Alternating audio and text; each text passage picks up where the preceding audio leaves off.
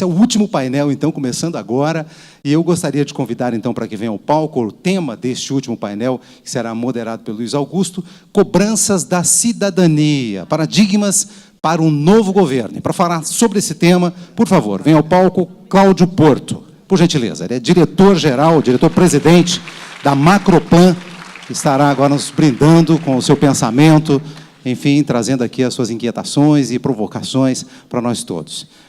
Luiz Augusto, para as palavras iniciais deste último painel, você tem a palavra.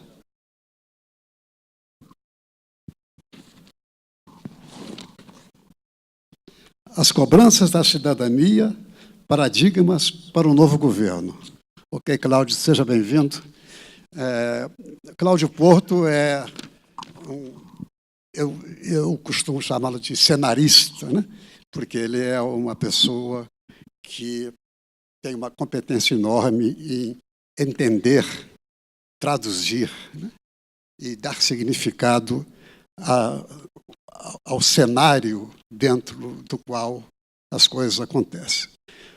Cláudio é diretor da Macroplan, que foi citado ontem aqui pela Giovana, como participante do esforço dela de modernização da Prefeitura de Niterói, e tem colaborado com vários governos, com várias áreas públicas em sua história, e é um autor de livros, artigos, frequentemente citado nas colunas jornalísticas de articulistas políticos do Brasil, e além disso, é uma pessoa do maior respeito e com quem a gente tem muito afeto. Ok, Cláudio, tens aí os seus 45 minutos para mostrar aí como é que você vê o cenário. Não esperem que ele dê soluções, não é isso que ele vai fazer. E nem proponha, né, o que ele vai fazer, pelo que a gente viu na sua apresentação, é realmente dizer quais são as coisas-chave que existem no Brasil para serem encaradas e encaminhadas. Vamos lá. Bom, boa tarde a todos e todas. Eu primeiro faço um compromisso com vocês. Eu espero não usar todo o tempo disponível, tá? Para dar um pouco mais de tempo para a parte dos debates, que eu acho que é mais interessante. Um segundo ponto, agradecer ao Conselho Federal de Administração, na pessoa do presidente Wagner, pelo generoso espaço que me foi aberto, e especialmente ao Luiz Augusto, né, com quem eu interagi desde o convite até chegar no foco do tema. Então, a questão, a minha abordagem aqui é o seguinte: eu acho, para que vocês entendam, eu procurei montar uma apresentação. Eu acompanho há muitos anos cenários brasileiros, questões do Estado. A Macroplan trabalha há muito tempo com a administração pública, desde o nível federal até municípios, no Brasil inteiro. Mas o ponto de vista que eu tentei assumir aqui foi a do cidadão comum, cidadão brasileiro. Então, isso é a fala de um cidadão brasileiro que tem um certo grau de informação e discernimento a respeito desse tema. Mas o ponto de vista, que eu assumo a partir daqui, é do cidadão que vota, se desilude, que paga um bocado de imposto, né, e às vezes não vê o retorno, né, tá certo? Que vive, quem mora no Rio de Janeiro aqui? Hein? Tem uma boa parte, pronto, que vive num lugar onde a gente assiste um Estado colapsar, não é? Então, e que fica avisando, atenção, Brasil, se você fizer bobagem como eu, você vai ser igual a mim amanhã, né? Então tem essa questão, um lugar bonito, bacana, tudo, bom, enfim. Então, o ponto de vista que eu assumo é a questão da cidadania, mas tem um foco especial que é a reforma e reinvenção do Estado brasileiro. Nesse sentido, a minha fala, eu vou, em primeiro lugar, colocar como o Estado não é um fim em si mesmo, embora às vezes, talvez o Jorge Caldeira, que tem explorado isso, o Estado foi criado, né, para o Brasil para a finalidade, a missão dele foi cobrar imposto, né, de quem produzia e trabalhava, para sustentar quem não produzia e nem produzia nem trabalhava, né, mas, enfim, isso é outra história. Mas vou tentar colocar o Estado, primeiro, numa perspectiva dentro do cenário brasileiro, com algumas premissas, e, em seguida, nós vamos explorar, né, o que é um ponto que a gente chama assim, as evidências da crise do Estado brasileiro hoje, estou chamando o esgotamento do Estado, e de alguma das principais causas a respeito de como essa crise chegou. E, finalmente, fazer uma proposta de uma agenda estratégica para o que a gente chama. Essa crise chegou a um tal ponto que não se resolve mais com tratamento clínico. Nós vamos ter que fazer um tratamento cirúrgico e, talvez, junto com ele, um psiquiátrico também, e cultural. Então, é uma agenda não só de reforma do Estado, mas também de reinvenção do Estado brasileiro para inseri-lo no século XXI e resgatar a capacidade dele servir a nós, cidadãos, né? Então, tem aí, falar um pouco também de uma estratégia de implantação. Então, depois, um pouco nesse sentido. E o primeiro ponto que eu queria perguntar para vocês é o seguinte: vocês estão animados com o Brasil? Eu vou dizer para vocês que a minha opinião pessoal é a seguinte: com o Brasil real, né, a gente fazendo uma avaliação estratégica, dá para continuar a ficar animado, né? Eu acho que não dá para ficar animado com o sistema político e com a conformação que o Estado brasileiro assumiu hoje.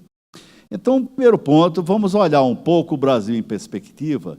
E tem um primeiro ponto que eu queria compartilhar com vocês, que é o seguinte: o Brasil tem ativos estratégicos muito valiosos que sustentam uma atratividade diferenciada do nosso país nesse mundo globalizado. Existem evidências para isso. Eu não vou ficar lendo aqui com vocês, mas, por exemplo, você tem desde a questão da ampla disponibilidade de recursos naturais, mas que são valiosos no século XXI, até uma sociedade que é interessante, é meio paradoxal, tem muitos defeitos, nós como sociedade, mas que tem, né, alta propensão à cooperação, com capacidade, flexibilidade e adaptabilidade para lidar com situações difíceis e complexas. Então, temos ativos, e são ativos que são vistos e reconhecidos e valorizados no mundo inteiro. Tanto que, aqui no Brasil, né, operam, atuam, né, as principais empresas multinacionais do mundo, e o Brasil continua, apesar de todas essas confusões, algumas delas, e crises, algumas delas que são made in Brasil, nós continuamos a ser uma das fronteiras mais atrativas para investimento estrangeiro.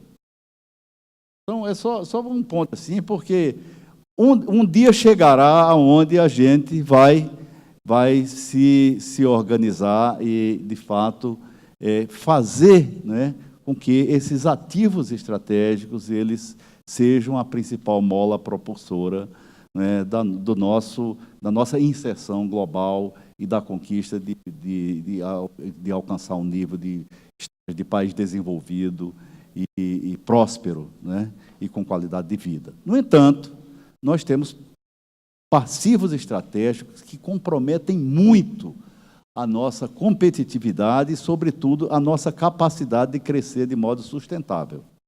Aqui tem uma lista de 7, né, e eu vou focar em 2. Né? Muitos pontos foram mencionados na palestra do Wagner e outros pontos assim, mas eu queria colocar que meu foco principal vão ser nesses dois pontos assim, que isso tem muito a ver com o nosso sistema político e com o nosso Estado, né? De um lado, são esses entraves institucionais que restringem a competitividade sistêmica, não é? Aí tem uma série de questões aí que eu não vou me alongar muito, mas que a gente, como cidadão, como consumidor, né, e mesmo como contribuinte, como usuário de serviços, a gente convive com eles diariamente, né?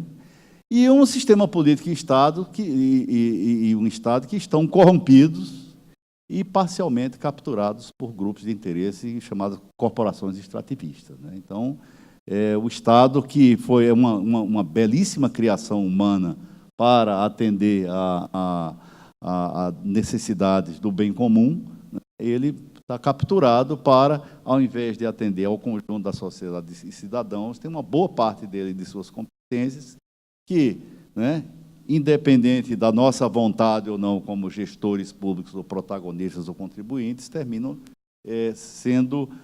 estando mais a serviço de determinadas corporações ou grupos de interesse.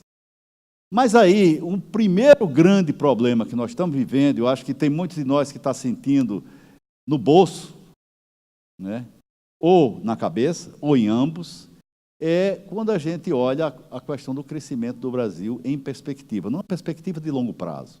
E eu vou me permitir aqui só colocar para vocês, fazer uma leitura conjunta com vocês, assim, do Brasil dos últimos 100 anos, né, ou de quase 100 anos.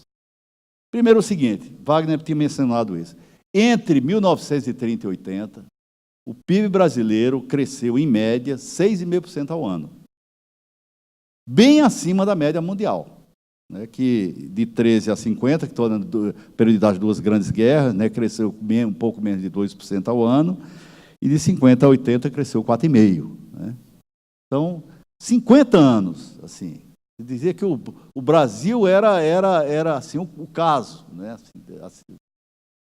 No entanto, desde o início da década de 80, ou seja, em plena ditadura militar, a última que a gente teve, o desempenho da nossa economia se deteriorou fortemente. E nos últimos 35 anos, nós crescemos a uma média de 2,3% ao ano, ou seja, abaixo da média mundial. Ou seja, nós crescemos, em média, 1,2% ao ano menos do que o mundo. No momento que o mundo está acelerando. Então, nós estamos ficando para trás. Outro ponto aí para a gente ter uma ideia do tamanho da encrenca. Pesquisa do meu colega Armando Castelar. Entre 80 e 2015, a produtividade do trabalho no Brasil cresceu, em média, 0,2% ao ano. E aí vem a pior parte, né? Que é o seguinte, mantido este ritmo de produtividade, né, somente daqui a 100 anos, eu quero repetir para vocês, daqui a um século, tá? Daqui a 100 anos, nós alcançaremos um padrão de vida semelhante ao que Portugal tem hoje. É por isso que tem um bocado de brasileiro que pode, que diz, não dá para eu esperar 100 anos, não, então vou para lá. Esse é o tamanho da nossa encrenca, né? E um dos problemas que comprometem o nosso crescimento é exatamente a questão de um conjunto de disfunções e distorções que foram se acumulando, né, no entorno do Estado brasileiro. De modo que, num trabalho que eu recomendo aqui, que está mencionado aí, que foi publicado em 2015, Marcos Lisboa, Mansueto Almeida e Samuel Pessoa, né, concluíram que, a menos que uma extensa agenda de reformas no Brasil seja implementada, com a reversão do aumento do gasto público, o Brasil estará condenado, na melhor das hipóteses, a uma longa estagnação. Então, esse é o quadro. E aí, a grande questão é como vai evoluir essa agenda de reformas e mudanças políticas, econômicas e institucionais no Brasil nos próximos 20 anos, né, porque não é uma agenda que se resolve com um ano, infelizmente. E aí, isso aí é tema de outra palestra minha, que não vou me aprofundar aqui, mas apenas para mencionar que, né, uma das questões centrais, uma das reformas centrais para que a gente volte a ter chance de crescer de um modo sustentado e a médias superiores ao do mundo, como é recuperar o atraso, é exatamente a questão da reforma do Estado. Então, agora, a partir daqui, eu vou tratar esse tema sempre olhando da perspectiva do cidadão. Primeiro ponto, quando eu me refiro ao Estado brasileiro, eu estou me referindo aos três poderes, e mais aqueles adjacentes, quer dizer, é o Executivo, o Legislativo, o Judiciário, e mais o Ministério Público, com os tribunais e tudo, esse ponto aqui, incluído. E aos três níveis de governo, federal, estadual e municipal. Então, é todo o aparato, que eu vou chamar assim, público, que está aí. E a nossa premissa fundamental é de que o Estado brasileiro, que foi instituído na Constituição de 1988, e hoje experimenta uma crise de natureza estrutural.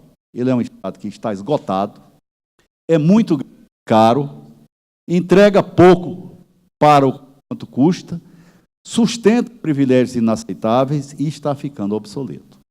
Então, essa é uma questão, eu não estou fazendo nenhum julgamento moral da questão da qualidade do Estado, apenas essa premissa está construída com base em evidências, algumas delas que eu vou demonstrar para vocês aqui.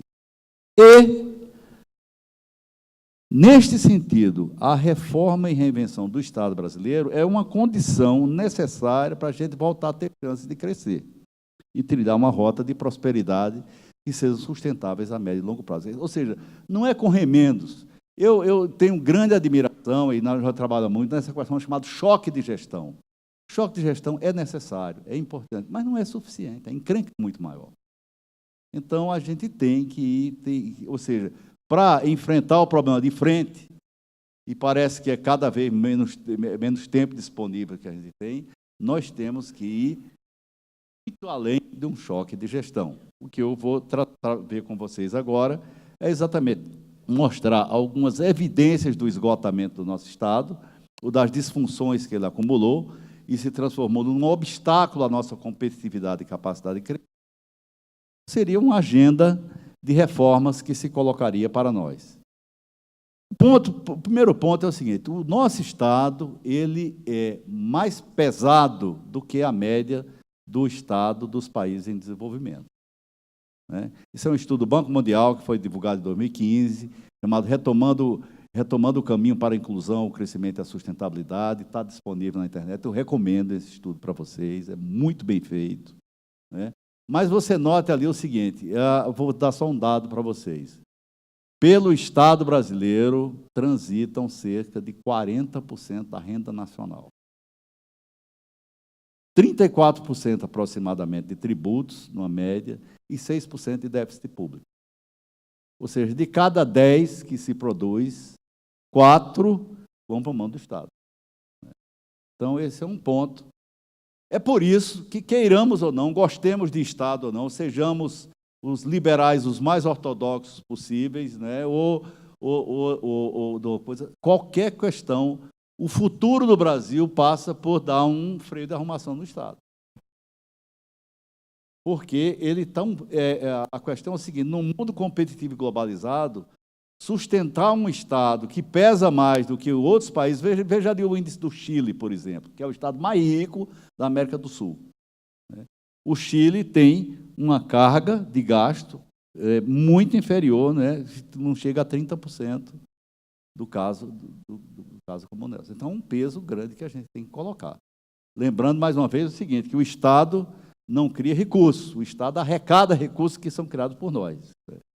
Um segundo ponto, assim, é a má qualidade dos serviços públicos. É a questão assim, custa caro, e se custasse caro, mais que o retorno fosse na mesma proporção, como, por exemplo, nos países escandinavos, tudo bem, aí vale a pena. Mas aqui, por exemplo, veja a tragédia que está acontecendo com nossa insegurança pública. E aí, já estudiosos recentes que colocam o seguinte: mudou de patamar a questão do crime organizado no Brasil. Mudou de patamar. Passou agora, é uma força que tem um poder, que não é desprezível no caso que tem aqui. Vejam, por exemplo, como nós, embora a gente gaste em educação proporções semelhantes ao dos países desenvolvidos, vejam o desempenho das nossas redes.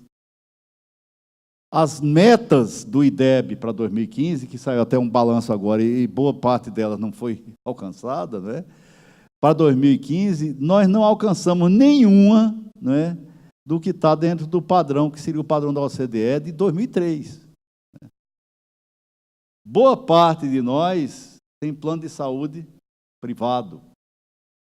Por quê? Porque a saúde pública né, embora tenha uma ideia muito generosa e interessante, que é o chamado Sistema Único de Saúde, ela não nos dá segurança suficiente para a gente depender apenas da saúde pública. Então, quem tem um pouquinho de recurso, termina, né, se virando com um plano de saúde privado. Outra questão aí é a questão de que, além de custar muito, o gasto tem má qualidade, tem improdutividade. Eu vou trazer só para vocês um exemplo municipal. Tem aqui o custo de isso aqui são 3 municípios em comparação, que não são municípios quaisquer. São 2 capitais, Florianópolis e Campo Grande, e Blumenau, que, né, no ano de 2009 tinham essas notas no IDEB, né, no ensino fundamental. Todos 3 com a mesma nota. Note, no entanto, que quanto cada ponto de IDEB era muito mais barato em Blumenau do que em Florianópolis, embora sejam 2 cidades do sul do país. Não é? O que é que aconteceu, por exemplo? Não, mas tem que botar mais recursos na educação, etc. e tal. Tudo bem. Vamos ver o que é que aconteceu 6 anos depois. Né? Note que Campo Grande aumentou quase cerca de 25% o seu custo e o IDEB subiu de 5,2 para 5,4. Né? Florianópolis, que já estava caro, melhorou um pouco mais, mas, de fato, aí o grande diferencial é o seguinte, vejam Blumenau, quase sem aumentar o custo, ele subiu bastante no IDEB. Né? É o mesmo ensino fundamental, né? Rede pública, tem 3 cidades que têm um padrão de desenvolvimento bem razoável, gastos completamente distintos, né? Níveis de performance completamente distintos. Se você vai para a saúde é a mesma coisa, se você vai para a segurança é a mesma coisa, né? Então tem esses pontos todos aí. Agora, para a gente não ficar só no executivo, eu quero dizer o seguinte, assim, o legislativo e o judiciário também fazem a sua parte de ser um peso para a gente, né? O Legislativo Federal é um dos que mais pesa em termos relativos à população. Nosso Legislativo custa 10 vezes mais que o da Espanha ou do Reino Unido. Custa para nós cidadãos. Né? E mais de 6 vezes o dos Estados Unidos, que é um legislativo que é muito mais atuante. Né? O Judiciário, o orçamento anual per capita de 2013, que está dentro aqui, ele é superior de todos os países da OCDE, menos o da Suíça e da Alemanha. Né? É um judiciário que custa quase 4 vezes mais do que o Chile, por habitante, né? E quase que 8 vezes mais que o da Colômbia, nossos vizinhos aqui. Né? No entanto, as taxas de congestionamento da justiça brasileira estão entre as mais altas do mundo. Então, é um problema, quer dizer, aqui tem um trabalho que está publicado, que depois eu vou mencionar para vocês, que tem muito mais evidências do que essas que estou mencionando aí. Quais são as principais causas dessa crise que estão aí e que nós vamos ter que enfrentar? Nós já estamos pagando o preço e vamos ter que enfrentar mais cedo ou mais tarde. Né? A primeira delas é o seguinte, é que o contrato social inscrito na Constituição de 88, ele é socialmente generoso, mas ele é insustentável.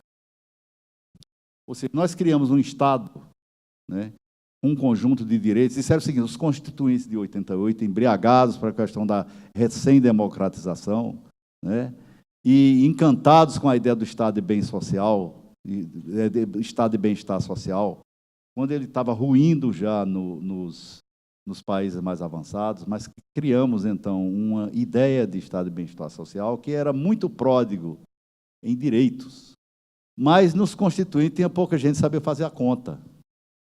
E não cabe no tamanho da nossa economia. Eu estou dizendo assim, gostemos ou não, seja realidade ou não, esse Estado que foi montado, ele não cabe com os direitos, com a Carta de Direitos que tem aí, ele não cabe dentro da nossa economia. E aí começa, embora grande parte da nossa sociedade não está convencida disso. Aí vejam qual é o paradoxo. Claro que a gente está num momento de toda a sociedade brasileira está com nervos à flor da pele, está muito pé da vida com a política, com as coisas que estão aí. Greve dos caminhoneiros. Aconteceu tudo. pesquisa da Datafolha, 87% a favor da greve. Mas quando era a favor dos caminhoneiros, que tinha que atender às reivindicações. Quando pesquisado, a pergunta seguinte é: você sabe que é você que vai pagar o preço disso por conta de aumento de imposto? Ah, eu sou contra o aumento de imposto. Eles que se virem. Então é o seguinte: cada vez que tem um problema, se corre para o Estado tem que aumentar um gasto. Qual é a fórmula aqui no Brasil? Aumenta gasto público, e como já tem um limite de saturação, enquanto deu para aumentar imposto, foi aumentando.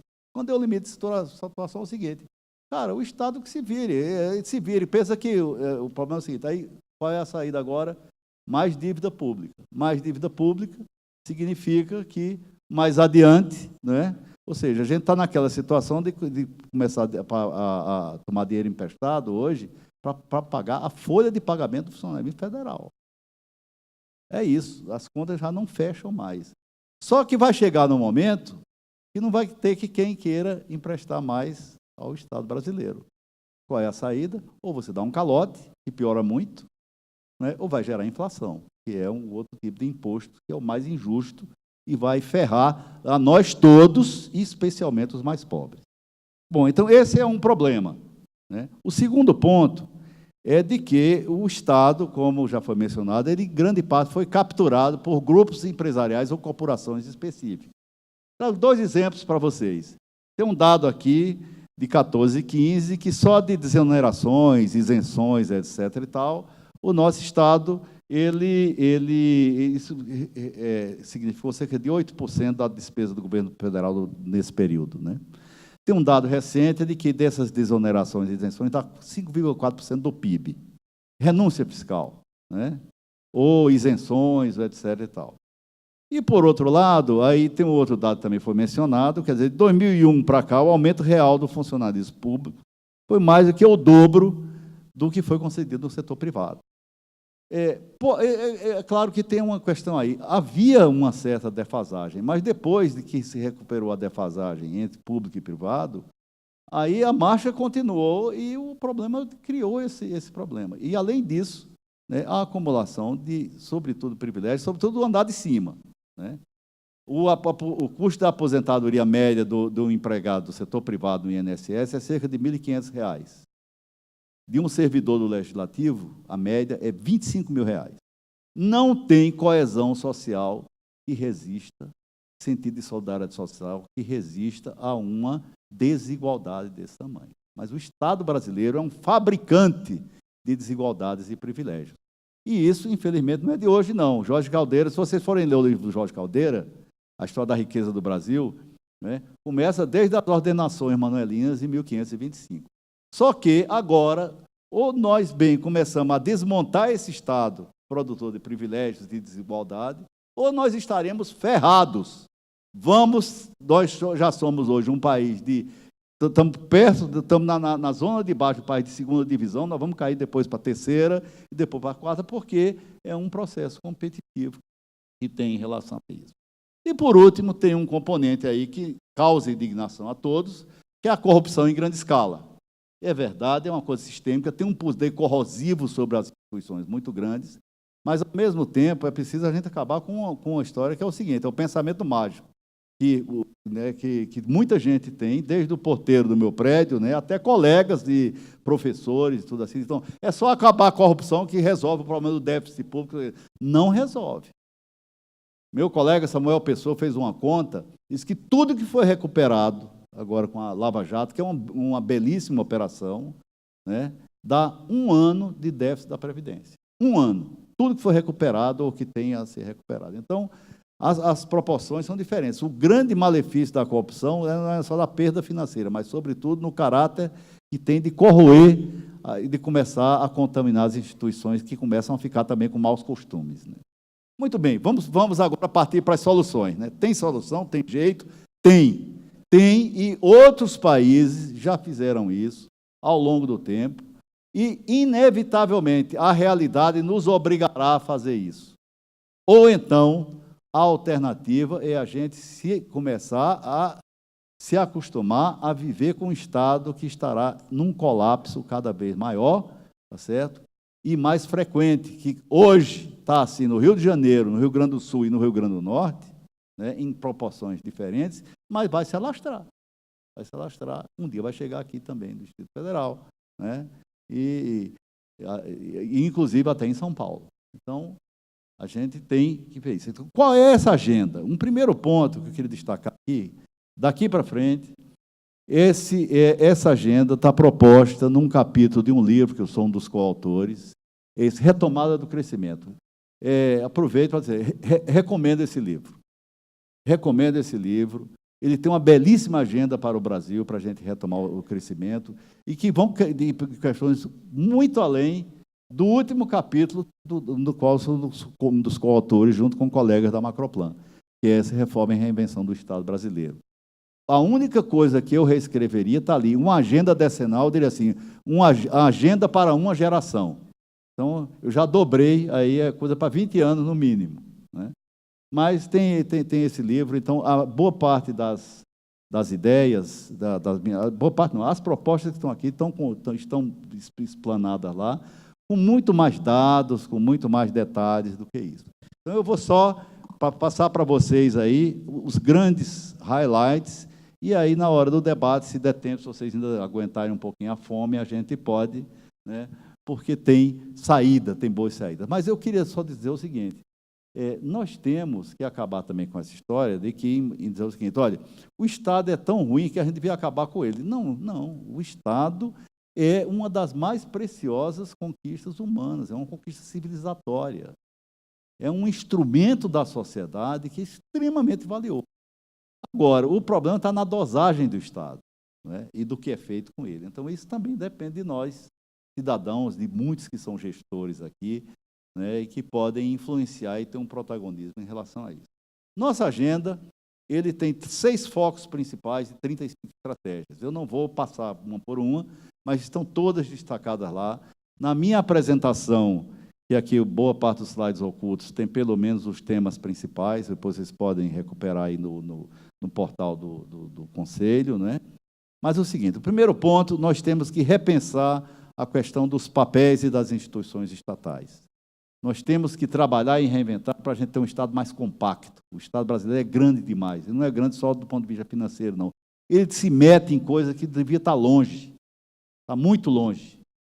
Então, é o seguinte, tem que ser um Estado que progrida muito mais no sentido da regulação e menos execução. 2 perguntas só dentro desse item. Será que a gente precisa, de fato, de uma justiça do trabalho, do jeito que é estruturada, com vara aqui, depois um tribunal estadual, depois no tribunal federal, cheio de assessor, não sei mais o quê, etc. e tal? Hein? Será que não podia ser uma vara especializada dentro do sistema jurídico, né? Façam, aí alguns estudos, e nossa publicação está lá, né? O que a Justiça do Trabalho recupera para o trabalhador é menor do que o custo dela. Então, é aquela relação custo-malefício, sabe? Na veia. Outra coisa, será que nós precisamos de tantos municípios, com tantos vereadores remunerados no Brasil todo? Você tem alguns municípios que é uma indústria de criação de municípios que se fez no Brasil, né, e tem vários estudos também que mostram a disfuncionalidade disso. Tem alguns municípios que eles não arrecadam zero, é zero de arrecadação própria, é tudo pendurado no Fundo de Participação dos Municípios, do FPE e FPM, né, do Fundo Federal e Nacional.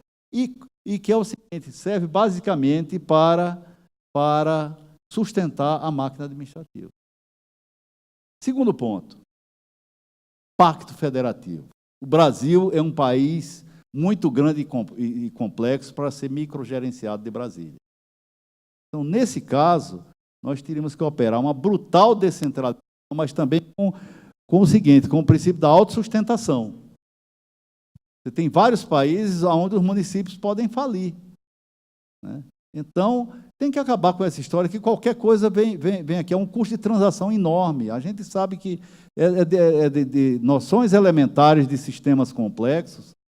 Quanto mais complexo o sistema e mais centralizada é a sua gestão, mais vulnerável ele fica.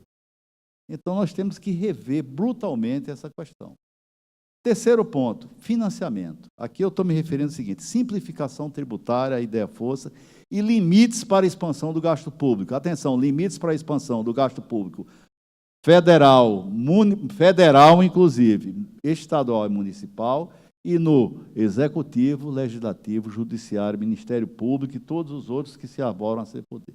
Tem que dar uma trava nisso aí, para poder sobrar dinheiro, um pouco mais dinheiro no bolso de nós contribuintes, e para o sistema produtivo poder girar, né? Então, esse é um outro ponto. Terceiro ponto, organização e gestão das políticas e dos serviços públicos.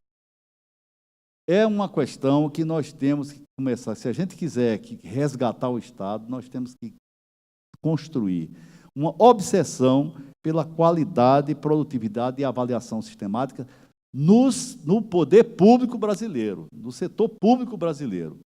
Setor privado, bem ou mal, com todas as questões, e mesmo correndo ali no protecionismo, eles conseguem ter, né, fazer isso. Aqui, muitas vezes, você falar em produtividade numa escola pública, em alguns casos, você corre o risco de ser linchado, né? No entanto, estão lá os alunos sem aula, porque tem uma indústria de absenteísmo de professor, de não ensinar, e além do pior que tem, e nenhum compromisso com a questão do resultado. Tem que prestar conta, se você contratou de acordo com o procedimento, o aluno pode sair analfabeto, que não tem muito... Está melhorando um pouquinho, mas está muito devagar isso. Então, esse é um ponto que a gente precisa ter agora uma urgência em relação a isso. Pessoas, aí eu estou me referindo a isso. Tem uma coisa que é chamada meritocracia. Isso aí não tem jeito. Todos os países desenvolvidos, onde se tem uma boa gestão pública, quando chega nas pessoas, é o primeiro ponto. A questão do mérito. Para que a gente precisa de 100 e tantos mil cargos em confiança? Né? Podia reduzir isso aí para 1/10, e ainda talvez fosse muito, né? Não precisa ter tanto. Agora, tem uma coisa que está se perdendo um pouco também, é a história do espírito público, né? Você ser atendido num posto de saúde, onde muitas vezes a gente dizia que o médico nem olhou minha cara, é duro, né? Então, tem a questão do espírito público, do servir ao público, que é muito importante também nessa nova cultura que tem. Mas a meritocracia é fundamental. Enquanto não existir meritocracia, a gente tolerância zero com, né, os QI aí da vida, com erode, né, a questão. E tolerância zero com o servidor público incompetente e leniente. Não tem coisa mais desmotivante que você estar lá ralando feito um doido, e vizinho a você está outro que também foi concursado, mas não quer saber de nada, fica lá colecionando figurinha da Copa, né? E no fim, vocês dois são promovidos pelo mesmo critério, né? E você faz o teu trabalho e o dele, e ele está lá numa boa, ainda dizendo que você é mané, é otário, né? Então, aí é fogo, aí é duro, né? Então, enfim. E no relacionamento Estado-sociedade? Aqui tem um ponto que é uma reinvenção. Nós temos que evoluir de um Estado que é fundamentalmente ainda hoje analógico, e em alguns casos que ainda herda coisa do século XIX, para um Estado digital. Eu acho que a palestra do Cláudio Gastal, ele deve ter falado um pouco sobre esses temas aí, a respeito disso, mas vocês querem coisa mais obsoleta do que um reconhecimento de firma? Ou para a gente ser mais obsoleto do que um cartório? Para quê? Uma vez eu estava na fila de um cartório porque fui obrigado a fazer um reconhecimento de firma por autenticidade, né? Vou cumprir o tempo. E aí, um inglês que estava na fila disse: me explique, por favor, o que é que eu estou fazendo aqui? Eu não consegui explicar para o cara. Eu digo: I am sorry, this is Brazil. I don't know what I'm doing here too. No meu bad English. Pé da vida, é uma loucura. Traço do Estado brasileiro, né? Vocês já viram aquelas, eu não sei se no CFA ainda existe, porque talvez seja por obrigação do órgão de controle, umas pastas azuis com os processos deste tamanho. Sim, hein? Ainda bem que está acabando, porque isso é outra questão. Bom, enfim. Agora, de todas as reformas, e essa é apenas a reforma que tem aí, mais uma vez um alerta, a previdenciária é a mais importante e urgente. Previdenciária e fiscal, senão o país quebra. Muito bem. Outro livro que eu recomendo para vocês, esse aqui, A Quarta Revolução. Agora a questão não é choque de gestão, tem que fazer reforma e reinvenção. E nós precisamos construir um novo contrato social, substituindo o da Constituição de 88, mas que preserve as garantias e os direitos que forem sustentáveis daqui para diante, né? Então, esse livro, A Quarta Revolução, é um belíssimo trabalho sobre a evolução do Estado no mundo. Ele compara o Estado ocidental com o Estado asiático, com as saídas. Recomendo, é um dos melhores livros que recentemente já lemos a respeito do assunto. Muito bem. A estratégia de implantação, só faltam 2 slides aí para a gente ver. A questão é o seguinte: o fundamento é simples, é uma estratégia de reforma radical, sem concessões, mas combinada com implantação gradual. Como eu digo, isso é tarefa para uma geração. E aí nós temos que ter esses 5 pontos que estão aí, né? Primeiro, um projeto robusto de reforma e reinvenção do Estado. Isso devia estar na agenda dos candidatos. Compartilho com você, Wagner, um certo ceticismo, seja por ignorância política ou por oportunismo, eles vão querer esconder essa questão. E vão prometer que vão dar um jeito, etc. e tal. Então, tem que cobrar, nós temos que cobrar de nossos candidatos isso. E não é só do presidente, não, são dos congressistas, né? São dos candidatos a governador, etc. Construir uma coalizão de forças que patrocine esse projeto. Acho que um ponto muito importante, assim, as forças dos profissionais da gestão pública podem ter um protagonismo importante nisso.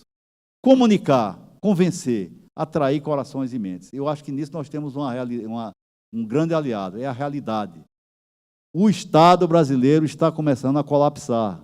O Rio de Janeiro, onde a gente vive lá, a gente percebe isso claramente. Já teve pior, mas pode piorar ainda mais. Então, tem essa questão. Outros estados estão piorando. Conquistar algumas vitórias rápidas e sequenciar a agenda. Então, é uma maratona para uma gestão, né? E a questão é o seguinte, mais uma vez um alerta. A crise do setor público brasileiro está se generalizando e não temos tempo a perder. Então, você imagine, se a gente não fizer essa reforma, nós vamos começar a viver uma eterna greve de caminhoneiro. É isso. Tem que se acostumar a isso. E, para concluir, foi a respeito da greve do caminhoneiro que eu queria trazer uma mensagem final para a reflexão de um brasileiro que eu tenho uma grande admiração e afeto, quase tão grande como que eu tenho pelo Luiz Augusto. Olha só que declaração de amor aqui, Luiz. Né? Você sabe que eu moro no coração, né? Mas é o seguinte, não é um Luiz, mas é um Fernando. Escreveu isso há 15 dias. O preço da gasolina não precisava ser tão alto. Cerca de 45% são impostos. A máquina dos governos em Brasília e nos estados não dispensa esse dinheiro porque jamais soube reduzir os seus custos. Os políticos e a elite burocrática ainda não caíram na realidade. A máquina administrativa é de um país ilusório, muito mais rico do que o país concreto que todos nós habitamos em carne e osso. É esse país de fantasia que precisa desaparecer com sua máquina de Estado catapultada para o mundo real. Vivemos num momento de avanços tecnológicos que poderia tornar o enxugamento dos gastos muito mais fácil do que no passado. Fernando Gabeira, A Falta que um Governo Faz, ele publicou no Globo de 25. Mas não vamos desistir do Brasil.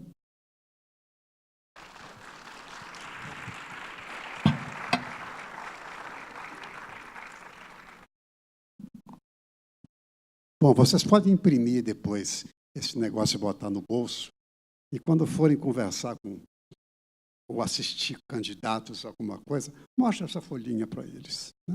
Eu acho que essa nós não estamos dizendo em quem deve votar e quem não deve votar. Nós estamos dizendo assim, isso é uma agenda. Quem está atento para essa agenda? Quem está respondendo essa agenda?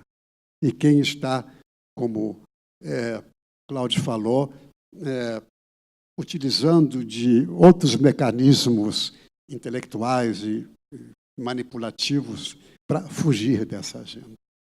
Não podemos fugir dessa agenda. Por isso que essa sessão do Cláudio aqui é a sessão que a gente escolheu para encerrar esse evento, porque isso nos dá o quadro geral.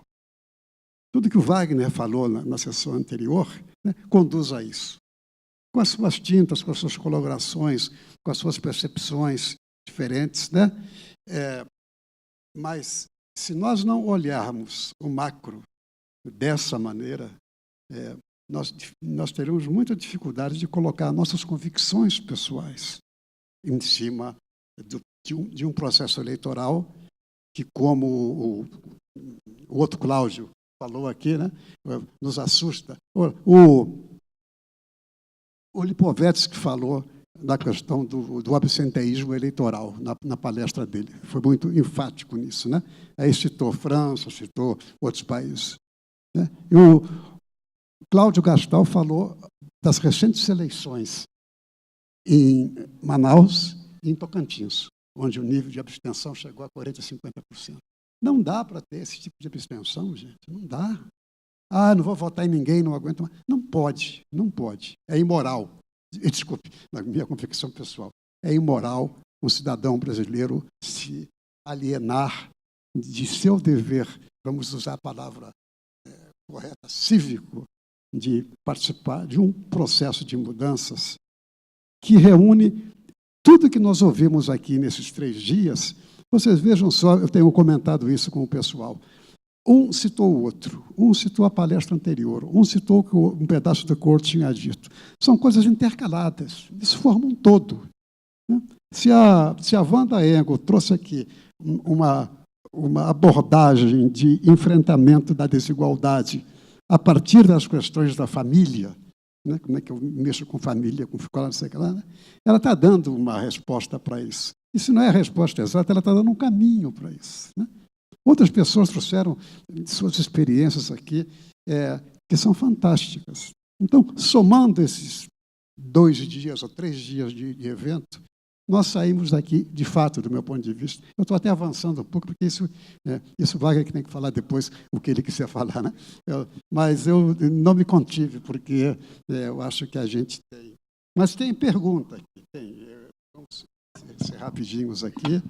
E aí uma pergunta que até envolve um certo viés, eu não vou dizer ideológico, mas pelo menos uma convicção particular. O Brasil recebe investimentos externos sob uma perspectiva de exploração. Continuamos sendo colônia. Abrimos o país para pesquisas, para outros países venderem a solução para o problema, para outros países venderem a solução para o problema observado, por exemplo, não sei qual é aquele problema, deve ser, né? Qual é a sua opinião sobre isso? O Brasil é uma capitania ainda? Não. Eu penso, aliás, tem um ponto importante. Se houve um campo onde nós progredimos muito, foi exatamente na questão não só da recepção, mas do controle da questão de investimento estrangeiro, nos aliando às melhores práticas que existem no mundo. Eu quero dizer o seguinte, uma das grandes diferenças aí é o seguinte, a globalização é um fenômeno que está aí. A gente pode até dizer o seguinte, não vou jogar esse jogo, tá bom, você fica fora do jogo, você deixa... E há evidências de que o processo de globalização trouxe muito mais benefícios do que malefícios. Quer dizer, o saldo líquido é positivo. O que eu digo, é um erro estratégico grave a gente imaginar que, ficando fora desse jogo, a gente vai ganhar mais do que perder. Não vai. Eu penso que, por outro lado, com todo o conjunto de regulações que existem, né, um problema que existe nesse campo é que nós ainda, um pouco de dosagem, é o inverso, nós ainda somos uma das economias mais fechadas do mundo. E, com isso, nós carregamos uma carga de improdutividade que é muito maior, né? Então, essa é a questão. O Brasil tem mecanismos de controle relacionados a esse ponto que são muito eficazes, muito rigorosos. Você vê, por exemplo, dentro do setor elétrico, do setor de petróleo e gás, onde está tendo muito investimento estrangeiro, porque não tem investidor nacional, né? e porque as empresas estatais não têm capacidade de bancar tudo isso aí, está havendo um grande progresso, onde tem um certo crescimento, e são muito bem regulados. Então, não vejo esse drama. Aliás, tem o seguinte, se a gente não extrair logo esse petróleo, ele vai se tornar um energético obsoleto e nós vamos perder a oportunidade de gerar essa riqueza. Perdemos 6 anos com esse negócio do pré-sal. 6 anos aí, quando o preço do petróleo estava bombando lá em cima. Isso talvez não se recupere nunca. É o que eu ouço às vezes, quer dizer, eu ouvia mais, mas ainda ouço, que o Brasil ainda pensa estar decidindo se vai entrar na globalização ou não, né? O que é uma coisa historicamente equivocada, porque a gente está no mundo, a gente não é uma ilha da fantasia. Exatamente, nós já estamos. O tamanho da nossa dívida externa, da nossa dívida e a maneira como ela é financiada, né? Se a gente já está ligado dentro do mercado global, se a gente der um calote, o Brasil quebra em um dia. Em 2008, né, teve uma morte súbita nos negócios, quase que instantânea. E isso começou a repercutir conosco. Então, estamos interligados. Temos que ter certos cuidados. Definir qual é o papel que quer jogar. Claro. E uma última aqui, para encerrar, porque eu acho que essa tem um espírito desse fórum, né? Essa é a pergunta: como trazer o cidadão para o centro das decisões perante uma gestão burocrática e ineficiente que busca o cidadão apenas para legitimar suas decisões? Qual seria o caminho para essa reinserção do cidadão nesse contexto? Eu peguei essa questão aqui. Alguém falou aqui sobre perguntas e respostas, né? Todo mundo acha que tem uma resposta certa ou que precisa de uma resposta certa para as coisas, né? E, na verdade, o que a liderança, o mundo de hoje pede é você fazer as perguntas certas. Porque fazendo as perguntas certas, você acaba, de certa maneira, encaminhando algum tipo de resposta que você não pode ter objetivamente ou momentaneamente, mas que faz seus mecanismos mentais e cerebrais ficarem processando isso para frente. Quanto mais pessoas fizerem perguntas, mais, não vou dizer mais fácil, mas mais aberto estará o caminho para a gente achar as respostas. Porque nessa pergunta aqui, eu acho que não tem uma resposta, a não ser a resposta clássica, que não sei se você vai dar essa resposta clássica, né? Que é o exercício da cidadania, etc, etc, etc. Eu só quero, não tem uma resposta pronta para isso, infelizmente, né? Se tivesse, seria tão bom, mas tem o seguinte, tem um ingrediente que me dá um certo ânimo, né? Está na base disso aqui, né? Que é a questão de uma sociedade em rede conectada.